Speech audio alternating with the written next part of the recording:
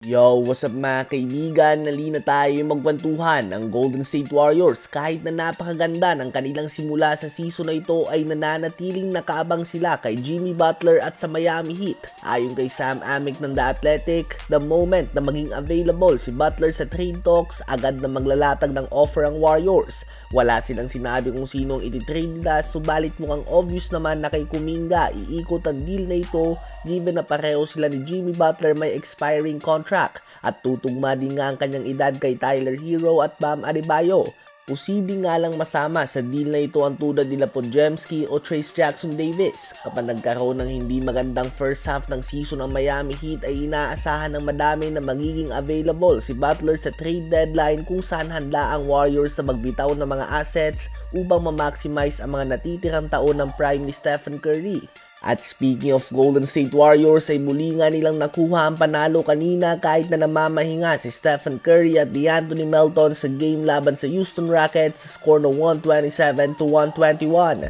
27.7 rebounds si Buddy Hield with 6 3-pointers, 23.6 rebounds din si Jonathan Kuminga, 15 points si Andrew Wiggins, 14 points, 11 rebounds si Draymond Green at 12 points, 5 rebounds and 6 assists si Podziemski. Sa Rockets naman ay 27 points, 9 rebounds si Tari Eason, 21 points, 7 rebounds si Jabari Smith Jr., 18 points, 11 rebounds si Amen Thompson, 14 points, 10 rebounds si Şengün at nalimit naman sa 7 points si Jalen Green.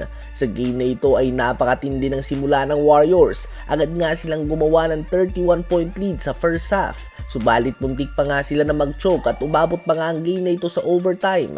Ganun pa man sa huli nga ay nakuha pa din nga nila ang dikit na panalo. Ang Warriors ay may record na ngayon na 5 wins and only 1 loss. Habang halimaw na performance naman ang pinakita ng Bucks duo Damian Lillard at Giannis Antetokounmpo. Si Lillard ay gumawa ng 41 points and 9 assists on 10 of 15 shooting sa 3-point line, habang si Giannis naman ay nagtala ng 34 points, 16 rebounds and 9 assists on 15 of 27 shooting sa field. Ganun pa man ay muli nga nilang natanggap ang talo kontra sa Cleveland Cavaliers sa dikit na score na 114-113 dahil sa game winner ni Donovan Mitchell yan.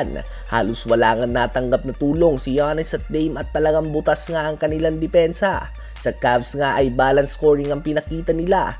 30 points si Donovan Mitchell, 17 points si Sam Merrill, 15 points, 12 rebounds si Jarrett Allen, 14 points, 7 rebounds and 5 assists si Evan Mobley, 13 points, 8 rebounds si Isaac Okoro at 11 points, 10 assists si Darius Garland. Ang Cavs ay may record ng 7 wins and 0 losses. Ito nga ang best start sa kanilang franchise since 1976. Mas maganda pa nga ang simula na ito kaysa sa mga Cavs team noon na umabot sa NBA Finals. Habang ang Bucks naman ay babagsak na nga sa record na 1 win and 5 losses. Ang dalawang team na ito ay muling magkikita mga kaibigan next game.